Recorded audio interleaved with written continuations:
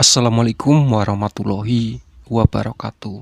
Selamat datang di channel Muhammad Samsudin. Di kesempatan kali ini, saya akan melanjutkan cerita 7 hari setelah ibu pergi. Tamat ya. Sebelum masuk ke ceritanya, jangan lupa subscribe dulu ke channel ini. Selamat mendengarkan. Aku berdiri di depan gerbang perumahan. Suasana begitu sepi. Di pos satpam pun tak ada siapa-siapa. Aku melangkah masuk ke area perumahan. Duk, duk. Terdengar suara langkah. Aku menoleh ke kanan. Ada Pak Aiman sedang berdiri ke arahku. Namun seperti wujudnya seperti manusia biasa, tidak menyeramkan dulu. Lang, panggilnya sembari melambaikan tangan. Aku terdiam bingung harus merespon apa. Dengan canggung, aku membelas lambaian tangannya, kemudian berlalu menuju rumah.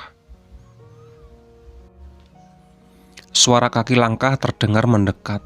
Puk! Seorang menepuk pundakku. Aku berteriak saat melihat Pak Aiman sudah ada di samping. Kenapa berteriak? Tanyanya. Kaget, Pak. Bapak cuma mau ucapin terima kasih. Terima kasih kenapa, Pak? Kamu udah bebasin Bapak. Aku mengerutkan dahi. Apa maksudnya yang dibebaskan dari jerat siluman anjing? Sama-sama, Pak, balasku. Tak mau mengobrol terlalu lama dengannya, agak trauma. Sayup terdengar suara musik senam dari arah lapangan. Dari kejauhan, terlihat ada 4 orang sedang senam. Aku mempercepat langkah menghampiri mereka. Lang, sapa Bu Wariyah. Ternyata ia sedang senam bersama Bu Salman, Bu Gina, istri Pak Didit, dan satunya yang tak aku kenal. Permisi Bu, aku melewati mereka. Makasih ya Lang. Iya Bu. Bu Anissa lagi nunggu kamu di rumah, ucap Bu Salmah. Makasih Bu, aku setengah berdiri menuju rumah. Di tengah jalan berpapasan dengan mobil Pak Dika. Mobil itu berhenti tepat di sampingku. Kemudian kaca jendela depannya terbuka. Lang, makasih ya, ucap Pak Dika. Iya Pak. Mobil melaju. Kini aku akan berbelok ke Blok D. Sudah siap dengan kehadiran Pak Didi dan Delia. Mereka pasti akan mengucapkan terima kasih. Benar saja, Delia sedang berlari-lari di depan rumahnya, sementara Pak Didit berdiri di pagar mengamati anaknya. Kak Gilang, teriak Delia seraya berlari menghampiri. Aku melemparkan senyum. Ia malah menarik tanganku. Main yuk. Aku sedikit menunduk, menatap wajahnya yang lucu. Kakak harus cepat-cepat pulang ke rumah, balasku. Iya Del, Kak Gilang udah ditunggu ibunya, saut Pak Didit. Yah, aku gak ada yang teman main. Delia cemberut. Makasih ya Lang, ucap Pak Didit. Sama-sama Pak. Aku melangkah ke rumah. Tiba di depan rumah, terlihat pintu dengan sudah terbuka lebar. Bu, panggilku seraya masuk ke rumah. Akhirnya kamu datang juga, saut ibu yang sedang duduk di sofa kesayangan. Samson berlari ke dapur, menghampiriku, ku elus bulunya yang halus. Kemudian duduk di sofa dekat ibu, aku tertegun dengan wajahnya yang begitu bersih dan cantik. Ah, aku sangat merindukannya. Udah ketemu yang lain Lang? Tanya ibu. Udah Bu. Ibu juga mau ucapin terima kasih sama kamu. Gak usah Bu, itu sudah kewajiban Gilang. Ibu kangen sama kamu Lang. Gilang juga sama kangen sama ibu. Ibu bersyukur banget kamu gak ikut rombongan ziarah.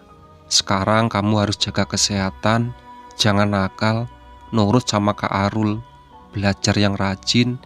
Yang paling utama jangan tinggalkan ibadah, pesannya. Iya Bu. Air mata mulai menggenang di sudut mata. Aku pun beranjak dan memeluk ibu. Ibu mengelus rambutku. "Lang, jangan berurusan dengan mereka lagi. Mereka itu sangat berbahaya. Ibu takut nanti kamu celaka." Gilang terpaksa ngelakuin itu, Bu. Demi ibu, demi anak-anak yang lain kehilangan orang tuanya. Balasku sembari menatap wajah ibu. Ibu mengusap air mataku dengan punggung tangannya. "Kakek Abdullah gak akan selamanya melindungi kamu, Lang. Jadi berpikir gak 2 kali sebelum ngelakuin sesuatu." "Kakek Abdullah? Siapa itu, Bu?" tanyaku. "Kakek bersorban yang selalu ada dekat kamu. Ibu kenal sama dia." "Ibu kenal sama dia," balasnya seraya tersenyum. Kemudian ia bercerita, waktu itu ibu umur masih 6 tahun, pertama kali menginjakkan kaki di tanah suci. "Ibu pergi umroh sama kakek kamu, Lang."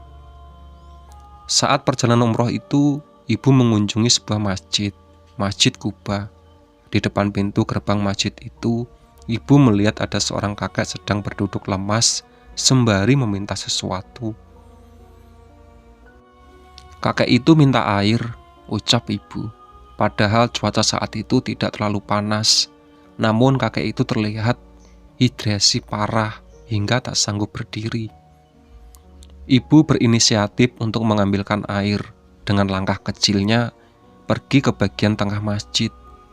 Di sana ada sebuah sumur yang digunakan sebagai sumber air wudhu.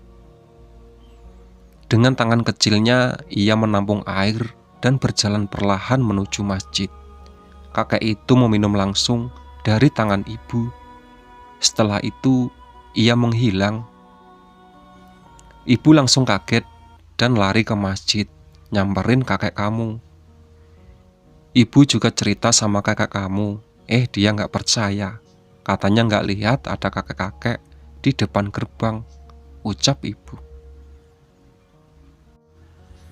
Setelah kejadian itu, ibu sering mimpi didatangi kakek itu. Sampai akhirnya ia memperkenalkan diri, kakek Abdullah, kakek bersorban yang selama ini melindungi kamu. Dia memang berjanji akan melindungi keluarga besar kita, Lang, ucap ibu. Kenapa dia nggak ngelindungin ibu dari kecelakaan itu? Ibu sudah bilang sebelumnya, dia nggak akan bisa ngelindungin kamu atau keluarga ini selamanya. Karena dia pernah bilang, tidak bisa terus-menerus mencampuri kehidupan manusia. Biarlah manusia menentukan takdirnya sendiri. Paling dia cuma memberi sedikit petunjuk. Kakek Abdullah sudah berkali-kali nolongin Gilang, Bu. Kalau sudah begitu, berarti kondisi sudah sangat mendesak. Kalau ibu tahu kakek Abdullah itu baik, terus kenapa ibu sama ayah malah ngusir dia? Itu permintaan ayah kamu, Lang. Soalnya ayah kamu panik gara-gara ngelihat kamu udah mulai aneh. Itu kan gara-gara si Tommy. Iya, kamu berapa kali hampir celaka gara-gara dia. Makanya lebih baik mata batin kamu ditutup. Kenapa kakek Abdullah nggak ngusir dia? Ada sesuatu yang menghalangi kakek Abdullah. Sesuatu apa, Bu? Tanyaku. Ibu juga nggak tahu, Lang. Pasti itu ulah Ki Mangkujiwo dan Pak Rian, karena merekalah yang mengawasiku dari kecil. Ibu bangkit. Mau kemana, Bu? Tanyaku seraya bangkit. Aku harus pulang. Tempat kamu bukan di sini, Lang, balasnya. Pulang kemana, Bu? Ini kan udah sampai rumah. Ini bukan rumah untuk kamu, Lang. Terus, rumah untuk aku yang mana, Bu? Biar kakek Abdullah aja yang antar kamu. Ibu mengajakku keluar rumah. Ada kakek Abdullah yang sedang berdiri di luar pagar. Maaf, terlalu lama ngobrolnya, ucap ibu. Tidak apa-apa, balas kakek Abdullah. Kamu ikut kakek Abdullah, jangan di sini, ucap ibu. Aku menatap wajahnya sekali, lalu memeluknya untuk terakhir kali. Ingat, jaga diri kamu baik-baik. Iya, Bu. Aku melepas pelukan dan mengecup tangannya. "Gilang pergi dulu ya, Bu." Dengan berat hati kakek ini melangkah ke arah kakek Abdullah. "Tolong jaga Gilang ya, Kek," pesan ibu. "Insya Allah." Kakek Abdullah memegang tanganku. "Tutup mata kamu," perintahnya. "Sebentar, Kek. Aku masih belum puas menatap wajah ibu. Apa saya bisa bertemu lagi?" "Bisa. Berdoalah di sepertiga malam. Minta dia datang ke mimpi kamu," balas kakek Abdullah. Aku menutup mata, merasakan angin yang berhembus kencang. Saat membuka mata, sudah berada di rumah sakit, melihat tubuhku yang terbaring di atas brankar. "Berbaringlah di atas tubuh kamu," perintah kakek Abdullah. Aku mengikuti perintahnya. Terdengar suara alat deteksi jantung. Aku membuka mata. Sudah disambut dengan senyuman Aurora. "Benar kan, Kak Gilang bangun?" ucapnya. "Wah, beneran ternyata," saut Raihan. Kutatap wajah sahabatku itu.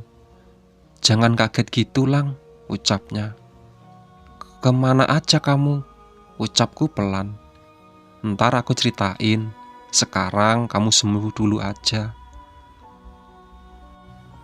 Hari ini aku bisa kembali ke rumah setelah 10 hari koma dan jatuh dirawat. Kak Nasrul bercerita saat berujung bisa lolos dari kematian, sebuah keberuntungan yang pernah membuat Pak Rian kesal. Secara logika, seharusnya aku sudah mati. Jarak dari lokasi kejadian ke rumah sakit sangatlah jauh. Kondisi semakin sulit karena tak ada sinyal telepon, ditambah ban yang pecah. Om Herman nekat mengantarku ke rumah sakit. Ia bertaruh nyawa melewati jalan di area pegunungan dengan batu, satu ban pecah. Alhamdulillah, aksinya itu membuat sampai ke rumah sakit tepat waktu. Kak Nasrul juga bilang kalau jasad Pak Rian dikuburkan di sana, tepat di bawah bongkahan meja persembahan. Berita tentang sekte ini sempat viral beberapa hari, tapi tiba-tiba menghilang begitu saja. Habib Hussein menduga kalau ada orang penting yang terlibat dalam sekte ini, hingga pengaruhnya sangat besar. Kemudian ia mengerahkan banyak anak didiknya untuk mencari keberadaan Madalena. Namun Madalena tidak pernah ditemukan. Haji Rofi pun sempat didatangi, kosong tak berpenghuni. Ada kabar yang beredar kalau ia sudah kabur ke luar negeri setelah berita ini viral. Rehan dan Ega sempat bercerita kalau kondisi perumahan sudah jauh lebih baik. Tidak ada teror dari para zombie yang berkeliaran. Jadi ini memang sudah waktunya aku kembali ke rumah dan melanjutkan hidup. Setibanya di rumah, Rehan dan Ega sudah menunggu di depan pintu. Kedua sahabatku ini membantuku berjalan ke kamar. "Udah kayak jompo aja kamu, Lang," celetuk Ega seraya menuntunku. "Aku jalan sendiri aja," balasku seraya menepis tangannya. "Ih, marah. Orang baru balik udah dibecandain," ucap Rehan. "Parah emang si Ega," sautku. "Ya maaf." Aku dan Rehan pun tertawa. Kemudian kami pun mengobrol di kamar, membicarakan alasan Rehan yang tiba-tiba pulang ke Indonesia. Soalnya ia janji akan cerita kalau aku sudah pulang ke rumah. Waktu berita viral dan tahu kalau kamu lagi koma di rumah sakit, aku buru-buru minta izin untuk pulang. Awalnya bapak nggak ngizinin karena situasi belum aman, tapi aku maksa banget, ucap Rehan. "Kenapa kamu nggak pernah kontak aku, Han?" tanyanya. "Dilarang bapak aku, Lang. Handphone aku aja baru dibalikin pas pulang ke Indonesia." "Harusnya kamu beli handphone lagi, Han," ucap Ega. "Tahu tuh. Sekalian sama konternya," sautku. "Kagak bisa. Semua ATM aku disita bapak." "Padahal udah di Amerika masih aja takut. Siluman nyamperin sana," balas Ega. Aku nggak tahu. Bapak masih trauma sama kejadian yang nimpa Pak Nasir. Pak Nasir pasti dibunuh sama anggota sekte, ucapku. Kayaknya sih begitu. Obrolan pun berlanjut. Kali ini kami bercerita tentang masa depan dan dunia perkuliahan. Besok Ega harus kembali ke Jogja karena PKKMB akan segera dimulai. Lusanya Rehan menyusul kembali ke Amerika. Meskipun begitu, pertemuan singkat kami sudah cukup mengobati kerinduanku. Awas, jangan sampai ngilang lagi, Han, ucapku. Aman, balasnya. Jujur, perpisahan dengan kedua sahabatku ini tidak membuatku sedih. Malahan senang melihat keduanya bisa menempuh jalan masing-masing. Namun ada yang membuatku lebih senang, Kak Nasrul memilih kerja di Jakarta. Setidaknya aku tidak sendirian di rumah. Seminggu berlalu, kehidupan di perumahan sudah terlihat normal. Orang-orang tadinya mengungsi akibat teror zombie, kini sudah kembali ke rumah masing-masing. Hanya Pak Rian yang tidak kembali ke rumahnya. Hari ini Aurora, Om Herman, dan Tante Farah datang mengunjungiku. Oh iya, karena berita tentangku sempat menjadi berita nasional, beberapa anggota keluarga dari ayah pun sempat datang. Mungkin mereka baru ingat kalau punya keponakan bernama Gilang Febians. Hari ini mereka pulang, ucap Aurora selaya melihat-lihat meja belajarku. Mereka siapa? Tanyaku. Semua korban kecelakaan. Bukannya mereka semua udah pulang ke tempatnya seharusnya? Belum, Kak. Mereka masih ada di sekitar perumahan. Termasuk ibu Kak Gilang. Aurora menganggukkan kepala. Apa kamu lihat ibu Kak Gilang? Tanyaku. Aku nggak lihat, Kak. Tapi biasanya mereka akan pamit. Kakak tunggu aja. Ucapan Aurora itu menjadi kenyataan. Malam harinya aku bermimpi duduk di depan teras. Tak lama kemudian ada sebuah mobil travel yang berhenti di depan pintu. Mobil travel yang mengangkut semua korban kecelakaan. Semua penumpang di luar mobil itu, termasuk ibu. Spontan aku bangkit dan berlari menghampirinya. Kami pun berpelukan lama sekali, hingga aku tak sadar sudah terbangun dari tidur dengan air mata yang mengalir. Aku bergegas pergi ke kamar mandi untuk cuci muka dan mengambil wudhu. Saat aku keluar dari kamar mandi, berpapasan dengan Kak Nasrul yang wajahnya terlihat sembab. Kakak habis mimpi ibu ya? Tebakku. Kok kamu tahu? Balas Kak Nasrul. Aku juga mimpiin ibu. Ibu kayak pamitan gitu. Iya, hari ini kamu ospek kan? PKKMB, Kak. Sama aja, mau pakai mobil atau motor? Motor aja. Setelah menginap lebih dari 3 minggu di bengkel, motor kesayanganku akhirnya kembali. Ini bukan karena bengkelnya yang lambat, tapi aku lupa mengambil. Untuk Rehan sempat mengingatkan, seperti efek koma membuatku jadi pelupa. Aku sudah menekan kemeja putih dan celana bahan hitam. Tak lupa, nama, tag yang terbuat dari kardus menggantung di leher ini. Gilang Febian, ucap seorang yang berdiri di sampingku. Aku melirik laki-laki berambut ikal itu. Ya, sautku. Perkenalkan, nama saya Albi Norvian, ucapnya. Iya, aku juga bisa lihat nama kamu, sautku ketus. Entahlah apa maksudnya tiba-tiba so akrab begitu. Selama kegiatan PKKMB atau satu kelompok dengannya, tingkahnya yang aneh membuatku sangat risih. Ia selalu mencuri-curi pandang padaku. Kamu kenapa sih, bro? Aku tak tahan dengan sikapnya itu dan langsung menegurnya. Tidak apa-apa. Terus kenapa ngeliatin aku? Bukan kamu, tapi kakek yang ada di belakang kamu, balasnya. Kakek bersorban? Iya. Kamu bisa lihat dia? Bisa.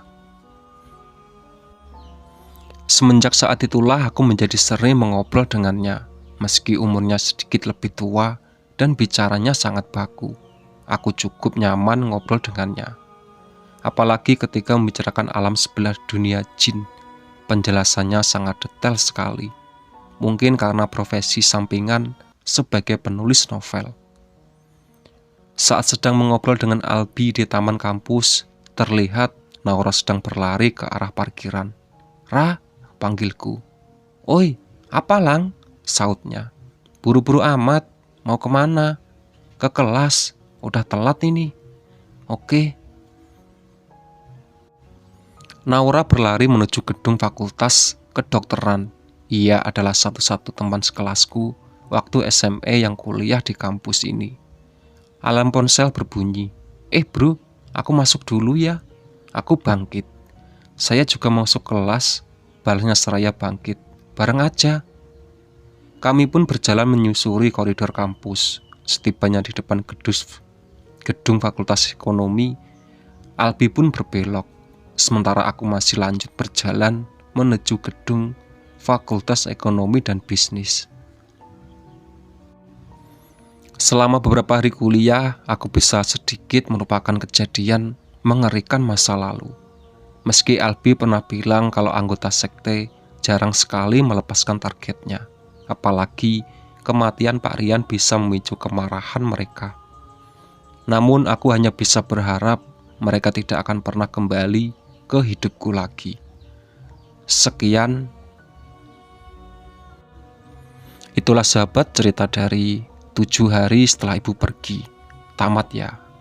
Semoga kalian bisa mengambil hikmah dari cerita ini.